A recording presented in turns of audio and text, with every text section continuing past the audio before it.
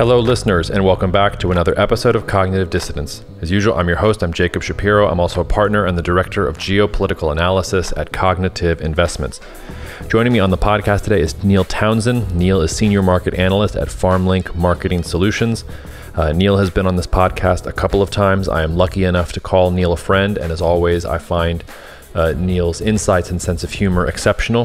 One of the reasons I wanted to have Neil on is because we are both appearing at GrainFox's Before You Grow event, preceding and marketing insights from the experts.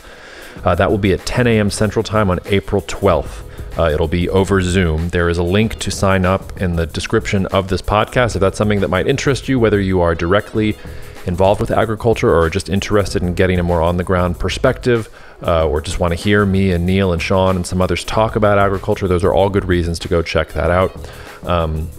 Other than that, I thought this was a particularly good episode. We recorded on March 17th. This will come out a week later. Some of this stuff, I imagine we'll get more clarity on the Black Sea Grain Initiative and some other things that we talked about in this podcast. But if you're wondering why things may sound a little out of date, it's because we recorded this on March 17th. But I still think most of it holds up. So without further ado, from me, cheers. See you out there. Cognitive Investments LLC is a registered investment advisor. Advisory services are only offered to clients or prospective clients where Cognitive and its representatives are properly licensed or exempt from licensure. For additional information, please visit our website at www.cognitive.investments. The information provided is for educational and informational purposes only and does not constitute investment advice, and it should not be relied on as such. It should not be considered a solicitation to buy or an offer to sell a security. It does not take into account any investor's particular investment objectives, strategies, tax status, or investment horizon. You should consult your attorney or tax advisor. What a world we live in. Neil, it's the podcast listeners don't know, but we've been chatting for the last 30 minutes. I guess I should have had the mics on because we were having a good time. How's it going, man? It's going well. It's always a interesting time. Let's say that, like, you wake up in the morning, and I'm sure I'm not alone in this, but you reach for your phone and you think, man, what could have happened in the time that I was sleeping? And it's always an adventure. It is always an adventure. Before we get started on the adventure, you and I are here because GrainFox is having their preceding event. That's why I'm looking off to the side here to get the details right, because I tried to record a video about this earlier this week and I got the date wrong. So I'm going to try to fix that this time. The annual GrainFox preceding event is April the 12th at 10 a.m. Central Time. So there'll be details about that in the description for this podcast if you're interested in seeing and hearing me and Neil and Sean Haney and Randolph get together and talk about the world and things like that. There's plenty more of this to come. So if that's of interest to you, check out the podcast description. And without any more advertising, let's get into it. Neil, I don't even really know where to start. There's so much going on in the world, but I think a useful place maybe to begin is that I think most people are thinking about 22, 23. And as you said to me before we got on the podcast, it's really about what's happening in 23, 24. Those are the types of decisions that farmers have to make right now. What do you think are the biggest variables that farmers are dealing with 23, 24? I have to tell you, from my perspective, for the last couple of years, the Russia-Ukraine war aside, I sort of felt like I knew where things were going. Food prices were going up. It was like La Nina was sort of locked in, and it seemed obvious that it was going to be at least a double. And then we got the triple dip La Nina. Like, a lot of these things were sort of locked in. And now it's even more uncertainty. Is it La Nina? Is it El Nino? Are prices going to go up? Are prices going to come back down because they've been too high? Where does, biofuels and things like that work in? So that's me rambling, and I'll throw it over to you. What do you think are the really big picture things that farmers are thinking about as they make decisions about 23, 24, not looking backwards at what happened in the previous year? Yeah, from an analytical perspective, like myself and the people that I work with, you mentioned one of them, Ranville Glanville, we had long thought that, 23, 24 and the tail end of 22, 23 would be what we would call reversion to mean. Like, we thought that we saw the weakness coming and that there was going to be some weakness. Now, part of that was looking at South America and saying that, they're going to have a record crop. That, they still have a big crop, but it's not as big as it was going to be because of what happened in Argentina. Yep. Part of that was looking at Australia and saying, they're going to have a, big crop. Part of that was saying that, we're going to have a longer tail from the Black Sea because, Russia had this big crop. And, Australia and Russia, those two things did materialize, but, and we have had some reversion to mean. But at the same time, we've had incredible macroeconomic circumstances. I wouldn't say it's unprecedented because, this stuff has happened before. It's going to happen again. It just seems to be happening in sort of rapid fire fashion. And I think that going into 23, 24, farmers are a little bit confused because they are prisoners to the nearby prices, and they've gotten accustomed to sort of, very high prices. They had a lot of concerns about input costs. Some of the input costs have come down. Now, the unfortunate few farmers or some farmers have already bought at higher prices. That's disappointing, but the availability of some key fertilizers and chemicals are going to be much cheaper than they maybe thought. So there's, more opportunity now to, service the crop. And what we say is like, yield your way to freedom. And I would say that's sort of what looks like, is the intention right now for farmers. They're going to plant every available acre. And yes, they're worried about prices, but they're going to put more of their efforts, as they always do, into just trying to do their own form of risk management by yielding as high as they can yield, possibly. So, we might see a little bit more fertilizer application, a little bit more, nobody spends money just to do it. They spend it in a tactical sense because they think if I apply this, I'm going to, get a bigger yield. And then in the back of their mind, I think they're still nervous about, macroeconomic circumstances. I don't think the interest rates have started to pinch farmers yet. That will happen more when, they have to do some refinancing or, roll over their mortgages or do all this kind of stuff. It's going to have an impact probably on, the pace at which land values increase. Mm-hmm. And, for some of their funding. But again, like in the US and Canada and around the world, Canadians can get interest-free loans from the government, up to, I think it's $250,000. Like, in the US, you farm for the government. I mean, there's a lot of things that hide maybe what would be happening to, say, a small business, like in the city or something like that. And maybe rightfully so. I'm not going to debate or argue that, but I think macroeconomics very important. I think they're confused on the geopolitics. I think they thought there'd be a longer lasting war premium. They didn't really see that. So now they're wondering, does it matter? And my answer is it might matter in 23, 24, because that's might be where we see the war premium, because I think there's going to be, more of an impact on the production cycle in Ukraine and for this coming year. Yeah, there's a lot to break apart there.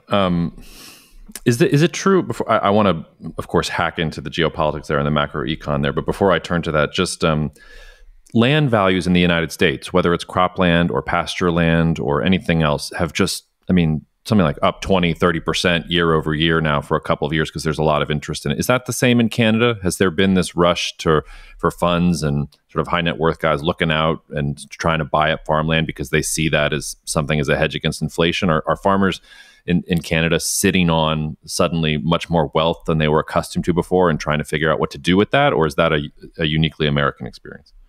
No, land values have gone up considerably in Canada, and there's been a lot of farm amalgamation as well. Like people have been buying land and making their farms bigger. And I think there's, at the back of their head, they're all sort of, economies of scale is considered the way to do it. And just like, it's like Wall Street too, where Shia LaBeouf asks the one guy, like, what's your number? And he says more. And I think that's sort of the overriding attitude of farmers here that, if you have more, and when I say more, I mean more land, more storage bins, more production, that is your greatest chance of success. I mean, there's not that much sort of like, oh, I'm going to be a smaller producer and bespoke it for a higher value market. I think experience has shown that those so-called like, hey, produce less, but produce it better, those markets aren't very stable. So, the attitude and standard practice in Western Canada is, the farmers that continue to farm are like, we're going to try and, either produce more from the land we have or get more land and produce more that way. That's a really interesting point. And I wonder, that probably is not going to switch in 23, 24, but I wonder if some of the things that are happening in geopolitics are going to change that. In the same way that, in the United States, it's becoming, and it's just at the beginning, but it's becoming attractive. If you can say this was made in the United States, you're going to attract more interest from consumers, from the government, who are willing to pay a higher price because they see that, okay, the making of this product is somehow tied to the strength of the nation or the best interest of the nation and things like that. And as we get into a more geopolitically competitive environment, I wonder if that will also trickle down into food. It historically, you're right, has not. We've always told our farmers we want more food, we want cheaper prices, and it hasn't really worked. But I don't know. It's probably wishful thinking, but maybe something about the regionalization and the move away from globalization and some of these geopolitical issues that we're going to talk about, maybe it will open up a space for that is more predictable and more reliable, and consumers will be willing to pay more for something if you can slap a label on it and say, this is 100% grown in Canada with inputs from North America. No Uyghurs were harmed in the production of this of this corn. I don't know. Is that crazy, or can you imagine a future where that is possible?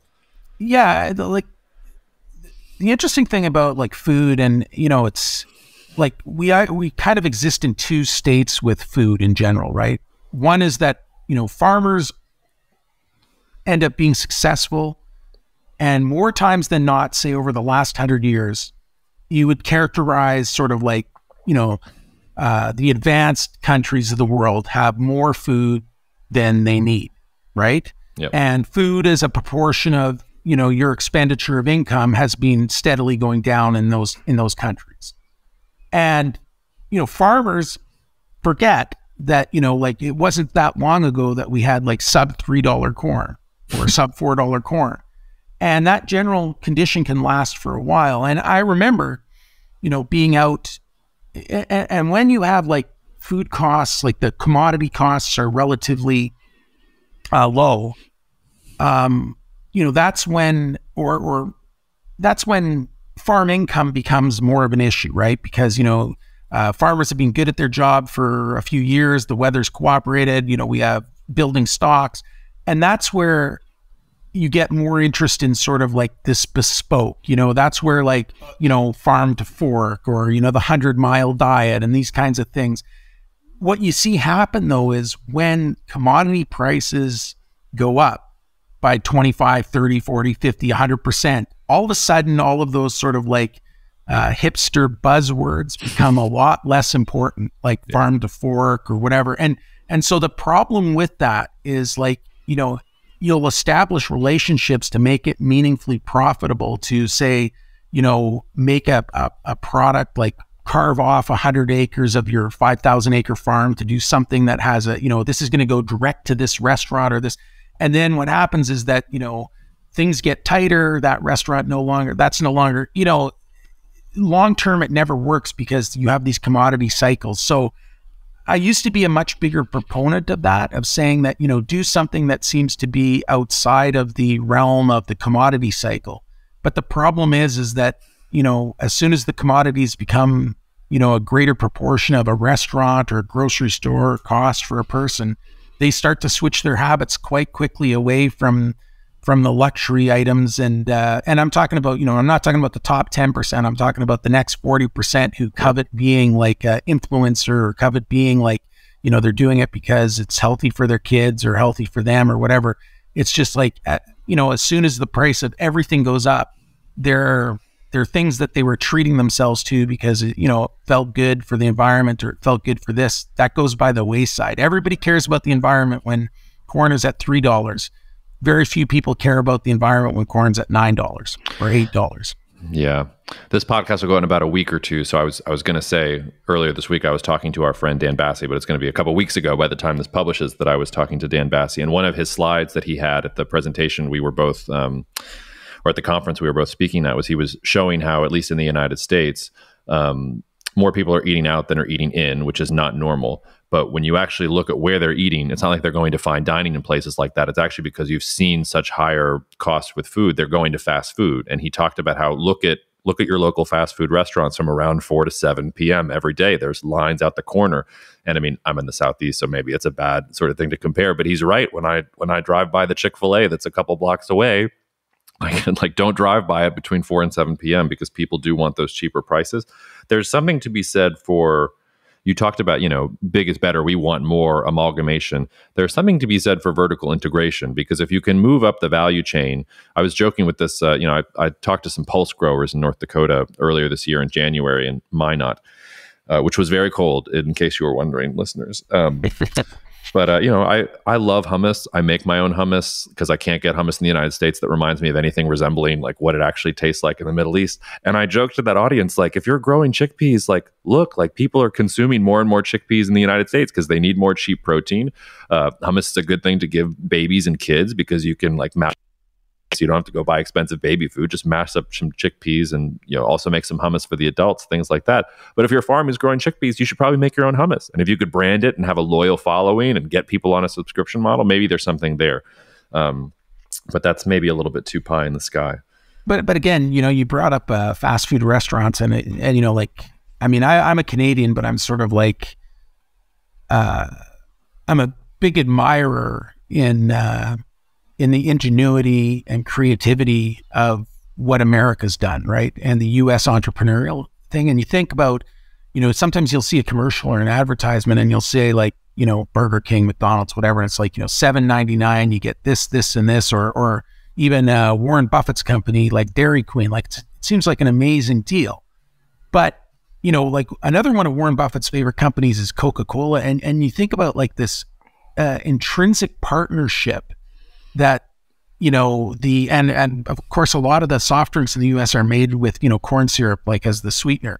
And you think of the intrinsic partnership between, McDonald's and Coke and the various soft drink companies. And basically, like, the soft drink is an amazing profit margin for them, right? And Coke and Pepsi, the two big ones, they know, like, it's great advertising for them, because people associate, having a Coke is like nice to go down with your burger, whatever. And yet, I mean, like every facet of that sort of Happy Meal or whatever they're doing is sort of priced out so that, it gets, they make money from it. Right. And I mean, you can't argue with it. And it's right down to the core level of what we're doing in the Corn Belt, right? We're growing all this corn, we're fractionating it, we're giving them this cheap source of a sweetener. There's some protections on the sugar industry and all that kind of stuff. So I'm just saying, like, as a consumer, I mean, I want to be a good dad. I don't want to buy too much of that for my kids, but sometimes I say I can go to the grocery store and buy, vegetable number 1, vegetable number 2, a protein. And, to feed, I have a family of 5, to feed a family of 5, I'm probably up to like, $30 right there, versus like pull through the drive-through, somebody hands it to me. Kids are like, it's like the crack cocaine for kids. You give them some of that Coke or that Pepsi or whatever. And then the fries and stuff. So well, it's a good model. It literally used to be the crack cocaine for kids. But yeah. The last thing I'll say about this, because I think this is an interesting tangent before we leave to some of the other stuff. I mean, but Coke and Pepsi, if you look at what they're doing, they're also changing things up a little bit. They're selling smaller cans now in the store. I think they're worried about government and health issues going after them. So if you can reduce the actual sugar in the thing, you also probably get better margins if inflation, if their inputs are going up, if they can sell, for a similar price, but it's a smaller can. But they're selling smaller and smaller cans when you go to the store. And the other interesting thing that they're doing is, I mean, Coke it was always Coke, right? Like they didn't want to blend their stuff with other products. But I saw a billboard as I was in the rental car home from Madison earlier this week, and it was Jack and Coke in a can. So it's Coca-Cola and Jack Daniels are putting their drink into a can together. Think about Coke's acquisition of Topo Chico. I drink way too much Topo Chico in this house long before Coke bought it, but they're hard seltzer things. So like even Coke is starting to say, I don't know, like the thing that you're talking about, maybe that doesn't have a future. Maybe we need to get into water, or maybe we need to get into alcohol. Like I think there's changes afoot even there, and farmers should look at what those front-end producers are doing and say, some of that's interesting. I wonder what changes they're seeing. I wonder how that affects me. But let's for sure. Let's talk about what we're supposed to be experts about, which is I want to go to the thing you said about geopolitics, because I think there's two big issues here. And let's start with the war premium from Russia, Ukraine. I feel like farmers should know that like commodity prices are volatile. So just because we've been in a lull lately because we were at historically high prices doesn't mean that that's the way it's going to go forward. Look at this Black Sea grain initiative. So, earlier this month, Russia came out and said, okay, we're going to approve a 60-day extension of the Black Sea grain initiative, which was supposed to expire tomorrow. We're recording March 17th, so this might be a little bit dated by that time, but it was supposed to expire tomorrow. The Ukrainians rightly point out, hey, the initial deal says if nobody has objections, it automatically renews at 120 days. So what's going to happen on March 18th? Is it going to renew automatically for 120 days? Do the Russians know that by putting in the 60-day thing that they're going to scuttle the deal and then there won't be a deal because they'll say, oh, we didn't get agreement, so it's kind of gone? There's also, what's going on with the war. I really don't like that Ukraine is basically, I don't want to say, what's the right way to say this? I mean, Ukraine is committing a lot of resources to defending Bakhmut. It's not super strategic. It's not super important. It seems to me that if you're just being sort of very cold about it, you should pull back to a more defensible position and pick off Russian attacks, not try and hold this city that really isn't that important in the grand strategic scheme of things against a Russian onslaught. There are better ways to inflict more casualties on Russia going forward. All of which is to say, the war is not over unless Xi Jinping is going to pull a peace deal out of his magic bag of tricks when he goes to Moscow soon. Like, I don't see the war ending anytime soon. And also to your point, we're only going to see the reflection of the war premium in future years. Like, Ukraine had plenty of fertilizer stored up before. It's not going to have that going forward in 23, 24, 25 if the war continues. And no geopolitical risk analyst worth their salt is going to tell you for sure one way or another whether it's going to go, because we don't know. We have no idea. It could end tomorrow. I could give you a scenario where it ends next week. I could give you a scenario where it goes on for another 5 years. So I don't know. I understand the war premium thing, but that seems to me to be more about, okay, well, you need to play long and short and understand where we are in the cycle and things like that. But the war premium might come back. I wouldn't sort of write that off. Yeah, I agree. Like, I think, one thing I broadly disagree with, but, again, I can want something, but, or I can see something that I think is right. But if the market tells me that, they're going to view it a different way, it's hard to fight the market, right? Like, I always say the price is the price. Like, as much as you say, sometimes farmers talk about, oh, we deserve this, like that's the cost of break even. I say, well, that doesn't really matter. It's the market doesn't care about you individually. The market's job is to find the high cost producer and, annihilate them with prejudice, right? So with extreme prejudice. And I mean, that's just the way it is. But, the grain quarter has always sort of like baffled me because, there was a brief period of time where the grain quarter was sort of like not in force. And grain kept coming out. They didn't need to get inspected in the Bosphorus at that time.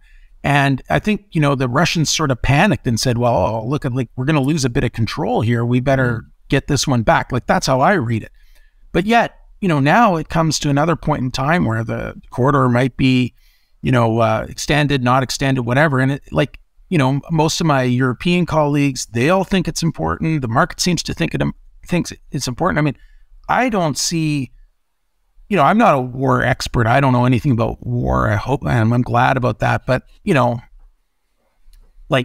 I don't know about Bakhmut, like you said, maybe. But the one thing I would say is that, Russia had some objectives. The objectives was regime change in Ukraine.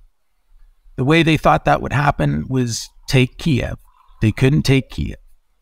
Now they've maybe adjusted their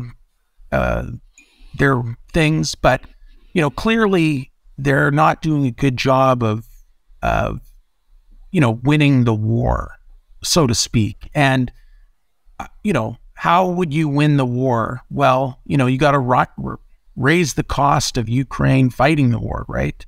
And to me, one of those ways would be really shutting down their ability to get stuff or get stuff out, right? And as much as we talk about it, again, I'm not an advisor for Putin, but I would have said, like, do you guys not have an air force? Do you not have, like, don't bomb everywhere, just bomb critical points, like, bomb the port in Odessa over and over and over again, prevent them from doing exports. I mean, like, in the past, that's been a successful way to wage war, is to try to get the pressure points and to, limit that. And my comment here is not to tell them to do that. My comment is clearly people have told them to do that. They can't do it. They don't have, for all their bells and whistles, they don't have a modern military like the United States. They waged a war like it was going to be, we're going to drive in there and, do it. I mean, like, love or hate the United States, but when they're not maybe good at occupation, but they're pretty darn good at, like, executing an actual, like, let's cut the head off the tiger and take what we need. And the first part of that is overwhelming air superiority and a lot of, like, destroying critical apparatus. And so basically, this is a long way to say that, like, we're in this grind of a war. People have determined that the export corridor is important. So I'll have to agree that it's important. I don't think it's important. I think Ukraine could export without it and probably more successfully. But it is important. So, like, I guess they want to extend it 60 days. Some people have said it's tied to the fact that there's 60 days from now is roughly like something like May 18th, and the Turkish election is May 14th, and Erdogan is, Turkey's sort of a signatory to that export corridor. They're sort of enforcing or allowing the Russians to do the inspections close to the Bosphorus. So, maybe that's tied there. If Erdogan loses, I think Russia loses a bit of leverage on this, because, the next guy's probably, part of the way they're going to distinguish themselves from Erdogan is maybe not be as pro-Russia. I don't know. I think Erdogan's trying to play it both ways. He's got his own concerns. You know those way better than I do. I want to jump in there and say, well, first of all, you said that line about farmers saying what they deserve. Have you seen the movie Unforgiven? Yes. With Clint Eastwood? Yeah, with Clint Eastwood and Gene Hackman right at the end. And listeners, if, like, here's a spoiler. So if you haven't seen this movie, please pause the podcast and go watch this movie. But right at the end there, where, Clint Eastwood finally gets drunk after he's been fighting it the whole time, and he shoots Gene Hackman. And Gene Hackman's on the floor. He's like, I don't deserve this. And Clint Eastwood does the deserves, got nothing to do with it, and then offs him. I don't know. I had that scene come into my mind when you said that. So if farmers are thinking they deserve prices, go watch Unforgiven and you'll understand exactly what you deserve. It's like the old line, like where you're at the poker table and you can't figure out who the dupe is. Well, it's probably you, right? And I think, like, farmers, like, I mean, they know this and they don't know it. And it's sort of like farmers always have a very local perspective. Like, what is my price? What's going on here? How much is the basis here, right? And, a lot of farmers are intrigued by the bigger picture, but it's time consuming to find out what's happening everywhere. But the one thing I can say unequivocally is there's cause and effect. And if prices go up, you see an incentive, so does the guy sitting in Ethiopia growing wheat, so does the guy sitting in Australia growing wheat. Like, high prices are the cure for high prices, because people all over the world are good at doing their job. And, like, there's no such thing as somebody who's tended the land for a long time, who's, like, an inefficient or bad farmer. There might be different techniques, but, and of course, when the prices go up, everybody's now got a bit more incentive to modernize, to, like, buy the newer tractor, to buy whatever it is that possibly can produce. And the one thing farmers know, I said this earlier in the podcast and I'll say it again, is the one thing you can't take from farmers is yield. And, I've been in China and I've seen how farmers farm in China many times. And I was in the Central Chinese Plain one time, and, along comes the custom combiner, right? This is like 2013. This isn't like, 1975 or something like this. It's 2013. And I'm pretty sure the behaviors, if not the same, it might be even more intensified. So the custom combiner, he combines that farmer's field, relatively small field. We're talking maybe 1 acre, 2 acres. That's what the farmer has, maybe even less than that. the farmer and his family are right there. As soon as the wheat comes off, one guy takes a bunch of it in a bag, drives into the local flour miller, and mills that flour. This isn't their commercial flour. Now, this is their own personal flour. Mm-hmm. And most of the Chinese houses out in the rural areas, when you go into them, they have a bag of flour, like a storage space for their annual supply of flour right there. And it's a sort of like, maybe 30% goes to him, 70% goes to the market. Like, and again, like the 30% is a food security, but the 70% is cash income. So they want to maximize their cash income. And the Chinese in general, when I first started in the business a long time ago, the Chinese did not have a world-class wheat yield. And they put a tremendous amount of effort into it. And now they have a world-class wheat yield. Like it's comparable to what you would get on good farmland in most other places. And they still don't have a world-class corn yield. So that's their next step. And you can hear, this is the time of year when if you watch the messaging out of China, it's always like, we're going to be more self-sufficient. We're going to grow more soybeans. We're going to get better yields. We're going to do better practices. And, they're working on it. I mean, they're trying to get better yields because, again, my big point is just that yield is very important to the farmer. That is the one thing they feel they control outside of course, the weather aspects to it, but they want to produce more. Yeah. We'll get back to China in a second, although, I mean, the nice thing, well, not the nice thing, the thing that China has going for it with corn, of course, is that Brazil is gangbusters and China's approved imports of GMO corn from Brazil. And I think corn farmers in the United States and Canada, everywhere else, are about to experience what soybean farmers have already experienced when you have Brazil, which is as a competitor. But before we jump on that topic, I don't want to leave the war premium conversation quite yet. I just want to say one more thing, because you talked about how Russia needs to raise the cost of the war for Ukraine. And I just want to do a slight tweak to that, because it's not about raising the cost of war for Ukraine. I think Ukraine has shown you they'll pay just about any cost. At least that's the way that Zelensky is governing. What Russia has to do is raise the cost for the countries that are supporting Ukraine, and most importantly, that are arming Ukraine. And this is where I go back to the war premium issue, because Russian oil, Russian natural gas, those levers didn't work. The one place where Russia's levers seem to work a little bit is with grains. They seem to be able to move the market when it comes to wheat and corn and fertilizer and things like that. It's the only tool in their toolkit that actually seems to work against the West and gets the West angry, because the West can find more oil, it can find more LNG, it can find more coal, it can find more energy. But when you start to get into the food system, Ukraine and Russia together play too much of a big role. So if you see Russia trying to raise the cost of food for countries that are going to arm Ukraine, and without those foreign countries, Ukraine can't fight. They just can't make the weapons themselves.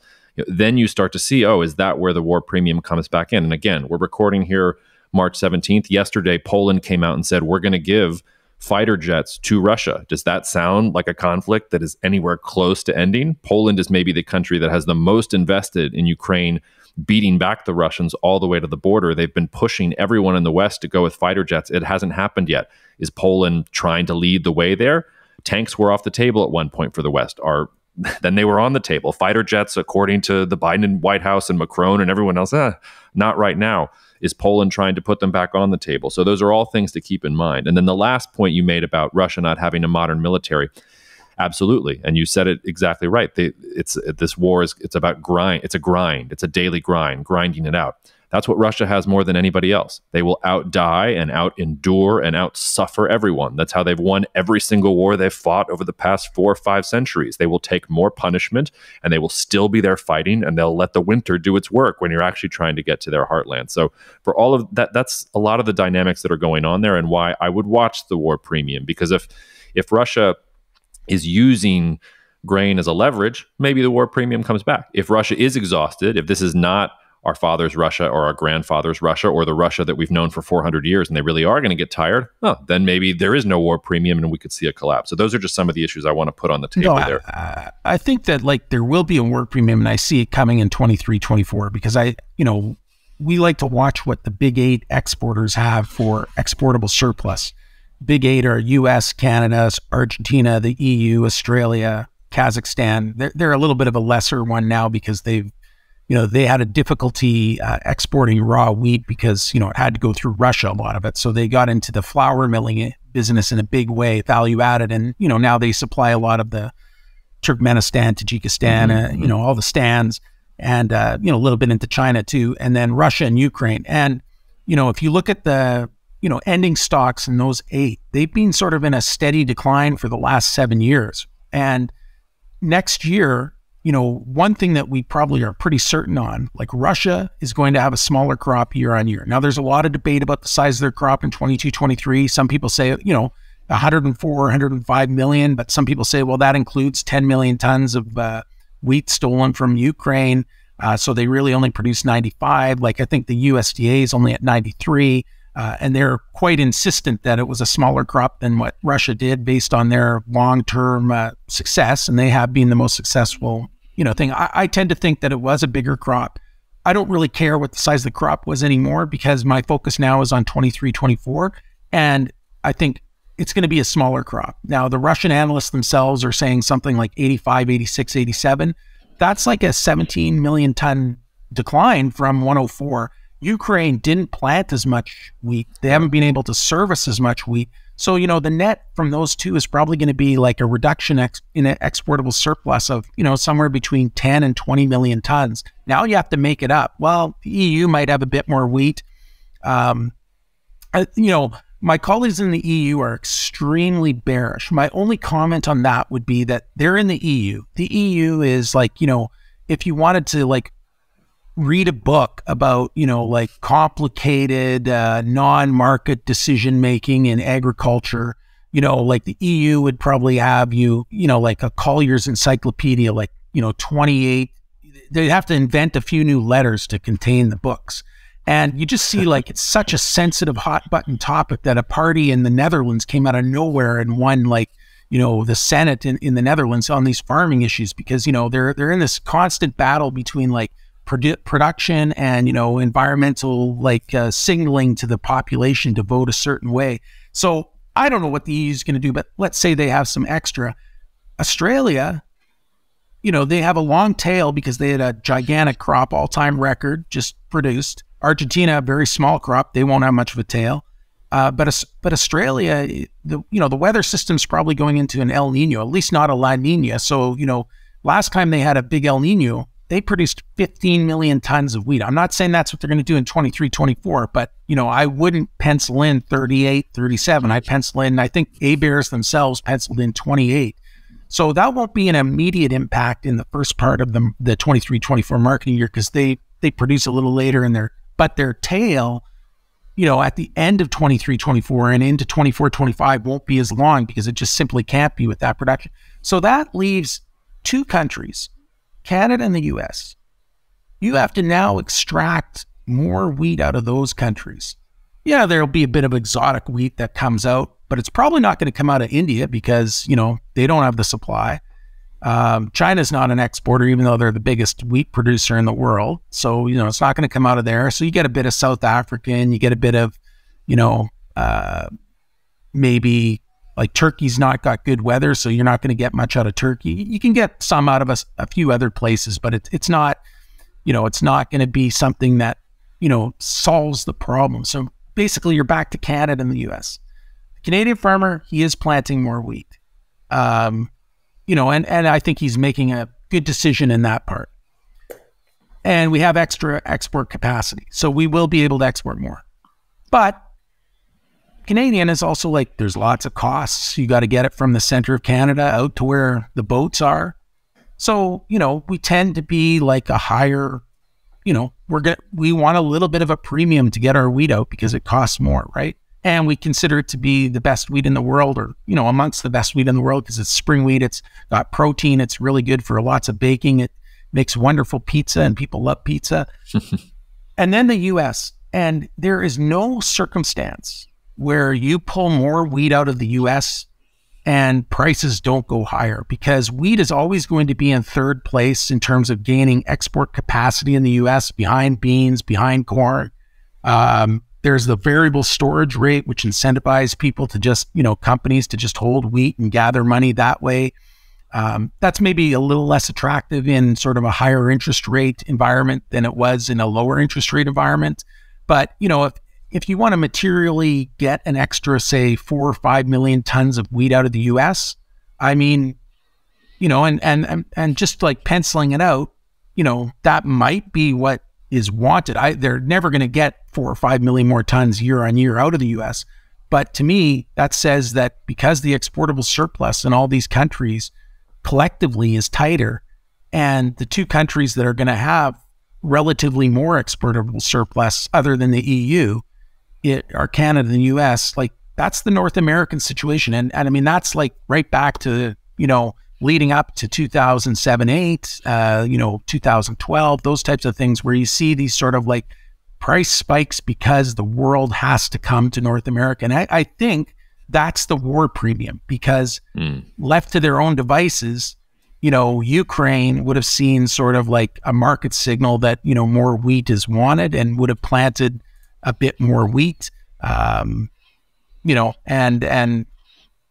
yeah, so I'm a little bit optimistic 23, 24. I mean, again, it's like the one thing I'd say is that, maybe it's a case of being the tallest kid in kindergarten. Like if the U.S. corn crop hits 181.5 yield, that's sort of what the USDA outlook said, the whole grains and oilseeds complex is going to ratchet down. So wheat might be the winner, but it's in relative terms, it's actually lower than this year where it was the loser.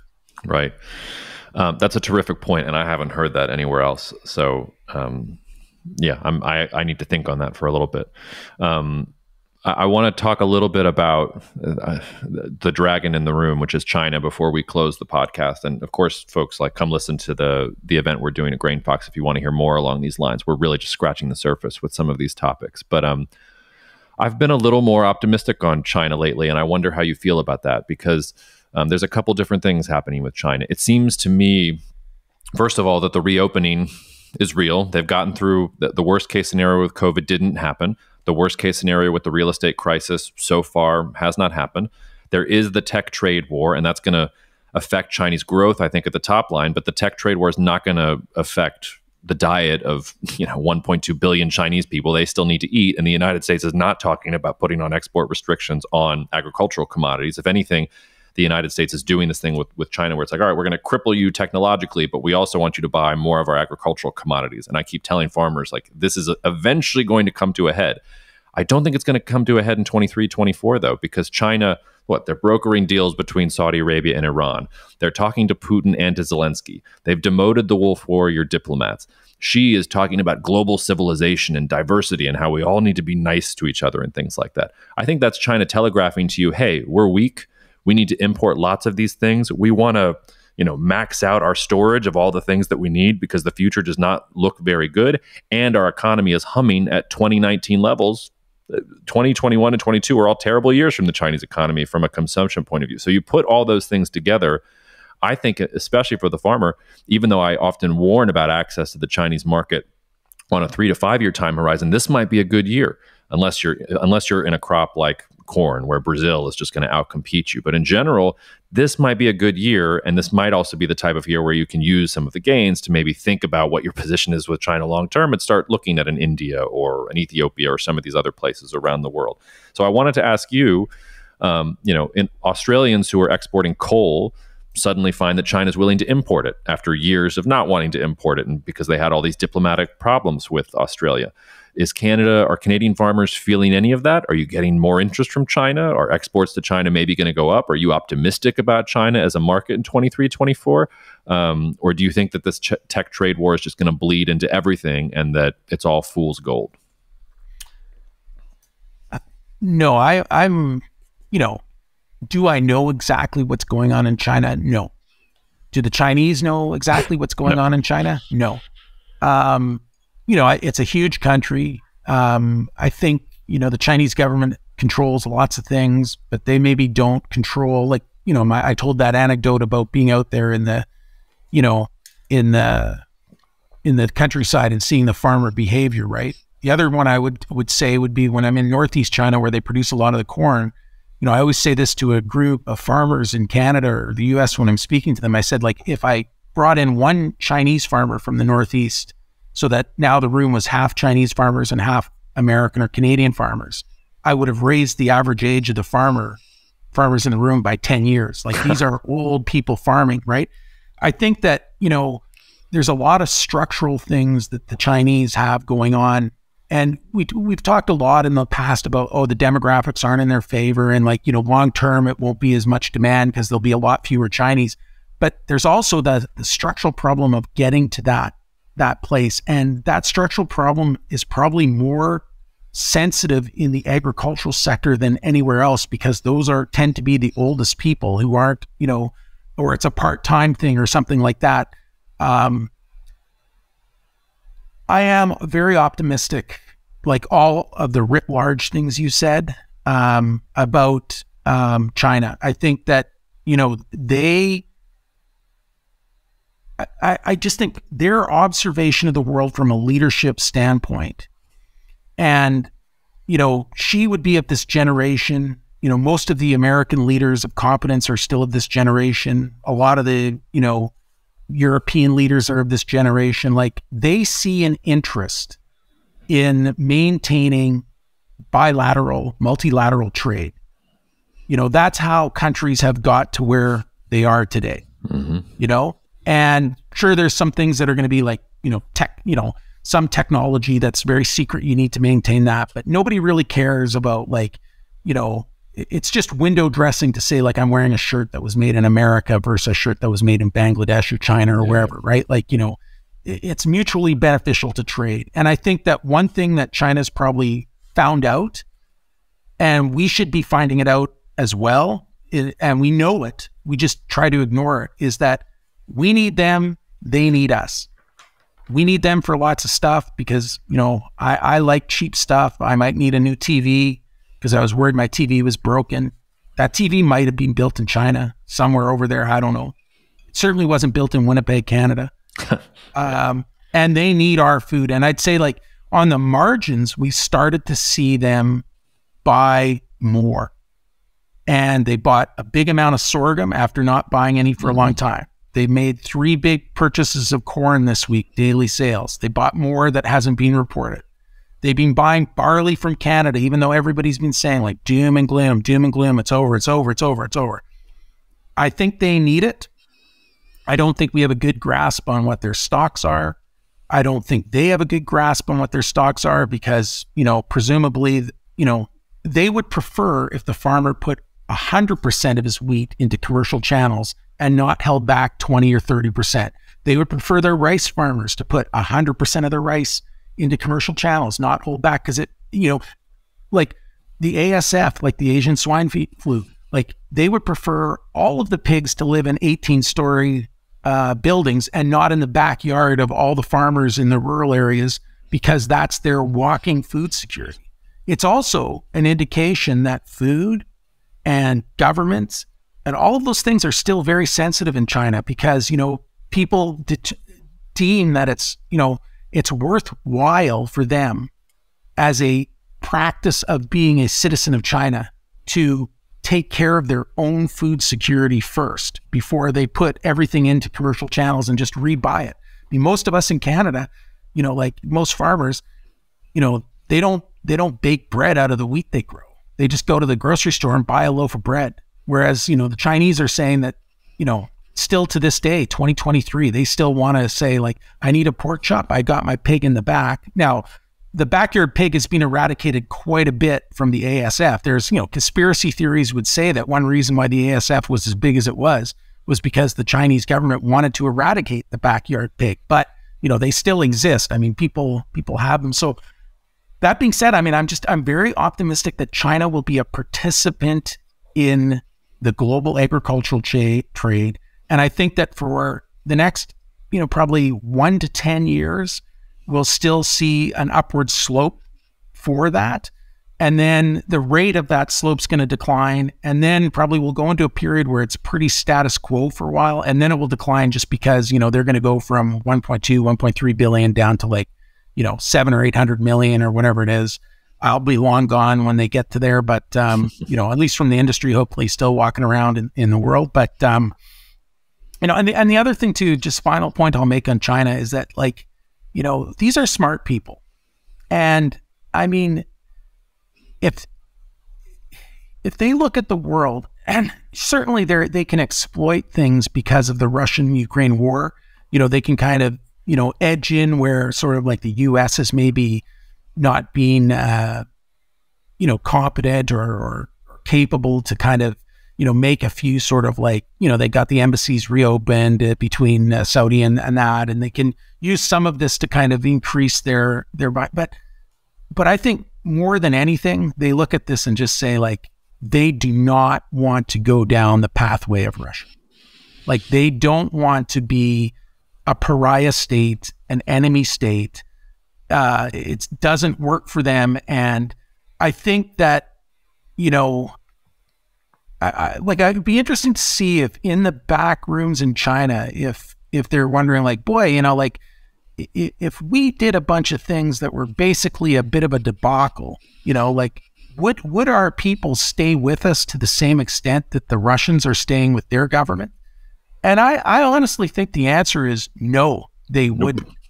And that's the thing, like public opinion in China, like on the Weibo and all those things, like again, not an expert in this, but it's extremely powerful and extremely sort of like, it can flip on a dime. Like we're pro that, oh, now we're anti that, you know what I mean? And with again, they're not out in the streets protesting, but I think that the Chinese government, they have to pay attention to that more than Putin does in a certain extent to see what's happening in the sort of, realms of internet thought.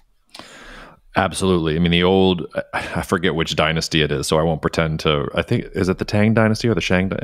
Heaven is high and the emperor is far away. Like even when we're in strong periods of Chinese political consolidation, it's very hard. And you can see that from China hasn't been able to get its old people to take COVID-19 vaccines. To your point about African swine fever, they're having another outbreak. If you had managed to get rid of all the backyard pigs, you probably wouldn't be having another outbreak, but old habits die hard. And the other thing there is, there are people whose living memory remember Chairman Mao and what he did with agriculture in the 1950s. And if you had put everything into the Chinese, all for export or all to the central government, you would have been one of the millions of people who died because of Mao's ridiculous thing about rural collectivization and things like that. So I take your point there in general. Neil, I could talk to you all day, but it's been 50 minutes. I think let's tease out and tell the listeners, if you want to hear more about Canadian perspective, you want to hear more about India, you want to hear more bad jokes from me, they're just overflowing right now. So sign up for April 12th. And otherwise, Neil, this was a great podcast and we'll have you back on soon, okay? Yeah, thank you very much, Jacob. You do a great job. I love your podcast. I recommend people listen to it. I just wish it happened at a greater frequency because, I've listened to them all, but, now let's go in. And the last point I'll make is like, I think people who maybe think, I'm curious about this agriculture stuff, they might enjoy the April 12th session because, we talk about it in sort of a broad sense and a narrow sense. And I think it's informative. And I also think it will be entertaining. So please join us on April 12th if you have the time and inclination. Yeah, and we can put out more content if more of you listen. So if somebody could get a line to the 1.2 billion Chinese and tell them all to download this podcast immediately, we'll put out podcasts every 10 minutes if you want. We'll give the people what they want. So cheers, Neil. We'll see you soon. Yeah, take care. Thank you so much for listening to the Cognitive Dissidence podcast brought to you by Cognitive Investments. If you are interested in learning more about cognitive investments, you can check us out online at cognitive.investments. That's cognitive.investments. You can also write to me directly if you want at jacob@cognitive.investments. Cheers, and we'll see you out there. The views expressed in this commentary are subject to change based on market and other conditions. This podcast may contain certain statements that may be deemed forward-looking statements. Please note that any such statements are not guarantees of any future performance, and actual results or developments may differ materially from those projected. Any projections, market outlooks, or estimates are based upon certain assumptions and should not be construed as indicative of actual events that will occur.